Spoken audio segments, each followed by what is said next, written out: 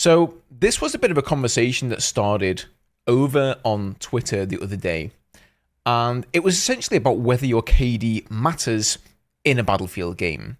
Kind of an absurd question to me in a game which basically boils down to killing people on the enemy team.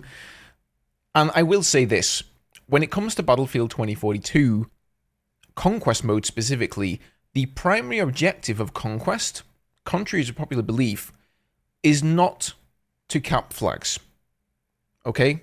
The primary objective is not to cap the enemy flags. The primary objective is to stay alive. Because if you're not alive, guess what? You can't do anything. So we're going to talk about that a little bit in today's video. I may ruffle some feathers. It may be a bit of a contradictive one. So feel free to leave your comments below. But otherwise, if you do enjoy the video, feel free to subscribe as well. If we ever get any content for Battlefield 2042, I will be covering it. So cross your fingers there. Okay, so this all started. Let me move the scene here so I can show you guys. With this guy here on Twitter, Bad Habit Gaming. And he says, question time. Let's talk. Who here and how many people actually care about KD? Does it really mean anything to peeps? I know it makes no difference to me in the slightest. Drop your comments down below. Let's go. So I thought this was a very interesting topic from this guy here because I was like, wait a minute, how can you not care about your KD? And by the way, guys, people in the chat, because if you're watching this live, feel free to comment. And I will go over your comments and we'll go and take a look at what you guys have to say about this as well. So I decided to quote tweet this and basically said, you know, I think a lot of folks don't really care about KD and they just care about their team winning, which to me is somewhat of a contradiction, right? Your KD is inherently tied to your success and your win chance. And the scoreboard is somewhat misleading in Battlefield 2042. It tends to give you a lot of points, in my eyes, for things which aren't really as impactful as some of the other things in the game. And so oftentimes that Sweat, who doesn't PTFO in a lot of people's eyes, farming on your team is actually kind of carrying the game for you. Now, I know that's going to rub a lot of people the wrong way, and you're going to see in the comments here that most of the people replying to this, they seem to think that if you're somebody who has a very high KD, let's say you're really good at the game, let's say you have 100 kills and like 10 deaths, okay? They seem to automatically think these people do not PTFO at all. Like, you can only do one thing or the other. You can either farm infantry, or you can play the objective, cap flags, throw down ammo bags, revive people. But I'm going to shock you guys. You can actually do both. By the way, just to say, that being said, you know, I don't think there's anything wrong with messing around in a game and simply having fun, which is why win rate in Battlefield, to me, it doesn't really matter at all. This is not a game I play competitively. I don't have like an MMR or a league that I'm chasing. I'm just playing for fun. And if our team wins, fantastic. If we don't, that's too bad. I'm not going to pretend like I'm trying my hardest every single round to win the game. There's nothing wrong if you just want to chill out and have fun and you're not really trying to win too much, right? But I still think you should care about your KD. So this guy here, he says, nah, homie, you might have a negative KD, but if you're taking those strategic sacrifices so your team can push the objective, or you divert attention, sacrifice a death for your team to get 3, you're doing more than the guy who's farming kills. Well, the thing is, the only quantifiable thing on the scoreboard in Battlefield 2042, or in any Battlefield game, are kills, deaths, and revives. Some of you may not know this, but every time you die, you lose a ticket for your team. And every time you kill someone on the enemy team, they lose a ticket, right? And so reviving has the same effect there. Every time you revive somebody, you're saving a ticket. So in that sense, let's say person A gets 100 kills and 10 deaths and 0 revives, and person B has 0 kills, 10 deaths, but 100 revives. Those two people have pretty much had the same impact on the game. They have both, you know, either saved their team 100 tickets or reduced the enemy team by 100 tickets all by themselves.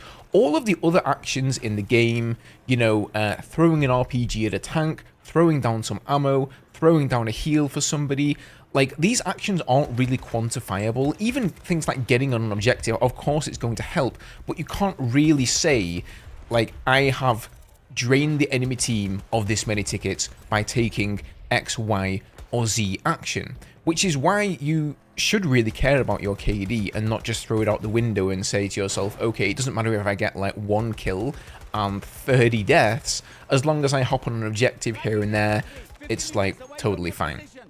Now, a lot of these people who are replying, they're kind of getting the wrong end of the stick. They kind of think like you can only do one or the other, and as I previously said, that's wrong. I'm not trying to say here with my point that these actions are wrong. I'm not trying to say that if you're just not a great player, let's just say you only have like half an hour to play every day, you know, maybe you're somebody like me, you're a family man, you've got kids, you've got work, you've got school, you don't have the time to play a lot, and so, you know, you're not like the best player. Maybe you've got like a, let's say you've got a 0.7 KD, right? So you are negatively impacting your team in terms of KD. I'm not saying that you aren't sort of contributing to the match by doing those other actions. You know, that's great. All I'm saying is, KD matters, okay? It matters. And you cannot just go and write off a player who is a sweat, which is this weird, like, derogatory term for a player who's put in a lot of time and dedication to the game to become good at it and really should be commended for it, but instead, they're actually being flamed for it, which I will honestly never understand. You can't deny that that doesn't have a pretty big impact on the game. And in fact, I figured this out and I've calculated and done the math here. A 128 player game of Conquest in Battlefield 2042 has 1,300 tickets. So if you take those 1,300 tickets, right, and you divide them between these 64 players on your team, it comes out at about 20 tickets. So you can think of it as each player is responsible for reducing the enemy team by 20 tickets if you want to win the game. So what that means is that if you have, let's say, 110 kills and 10 deaths, you have reduced the enemy team by 100 tickets. You've basically done the same amount of work as 5 players, and that's without counting any other actions that you may have done, such as revives, getting on the objectives, and things of that nature. This guy also makes a very good point, MG Ducky, and he says what they don't see is that high KD players have more than likely stopped entire pushes, held a point from someone trying to backcap, and could more than likely have saved the round once or twice. And that's also true. You may be that player who's sat on the flag and you're capping. What you don't see is there is somebody who is on the flank waiting for the enemy players who are rushing into that flag to defend and killing those players so that they don't get on the flag and kill you. You often also see helicopter pilots who are really, really good, and they're in the air, they're circling around the flag, they're killing reinforcements, they're killing enemy players on the flag so you can get the cap. But how often do those helicopter players, even when they're on your team, get, you know, commended? How often do they get, hey man, you know, thanks for the support on the flag? I've never seen that. Usually they just get called sweats and people who, you know, don't PTFO. And so a few people decided to take my tweet and they quote tweeted my tweet. So here we've got Kieran, and he says, I don't care about KD, but I revive people and push flags to capture them, which also helps winning. Yes, kills helps, but it isn't the only way of helping your team. It's one part of the whole. So not really a contradiction wanting to achieve a win without a high KD.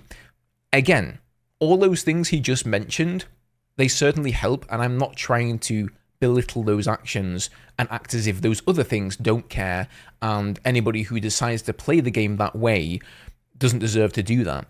But all I'm saying is, if you're a player who plays McKay all the time, and you like to go on the flank, and you like to try and score as many kills as possible because that's your style, and that's the way you like to play the game, and that's the way that you're good at it, we shouldn't give those players crap for it, you know, because they are PTFOing in their own way. What I'm trying to say here is that everyone has their own style of playing in this game, and I think that's what I really like about it. We don't have to have skill-based matchmaking in Battlefield, because no matter what skill level you're at, you can find something. Maybe you are really good in vehicles, and you can spend like almost the entire round in a helicopter or a jet and support your team on the ground. Maybe you're that cracked infantry player who plays McKay all the time. Maybe you're just really good at taking out ground vehicles as Sundance with C5. Maybe you're absolutely terrible. You have a 0.2 KD, okay? You're like literally the lowest KD in the game, but you maybe still enjoy playing the game, staying behind enemy lines, or rather behind friendly lines, I should say, and supporting your team by throwing down ammo, throwing down medkits, all that sort of stuff, reviving people, etc. And that's what's great about it. I think we should just, you know, let everybody play the game the way they want to play it, and, you know, maybe just not flame each other so much if you have a low KD or a high KD. But one thing I'll not budge on is that KD does matter. It does have an effect, and to say you care about winning games, but you don't care about your KD is a massive contradiction to me, and it just is wrong. We don't need to prove to anyone that we are better than them, we just need games for fun, play casually instead of a try hard. I'm saying, like, that's exactly my point, right? If you want to play it casually and you're not trying to get a high KD, that's fine. But I think people still have to acknowledge that KD, like, it does matter, right? If you throw away your life again and again, you know, you are going to cost your team tickets. If you kill lots of players, you are going to drain the enemy team of tickets. It really is just math. It really isn't debatable in my eyes, but a lot of people seem to debate it, and I don't really get how that works. Anyway, guys, hope you enjoyed the video today. I'm ready for the fire in the comments, so let it rain. Leave me your thoughts down below. If you did enjoy the video, leave a like as well, subscribe to the channel, and I will see you guys in the next one.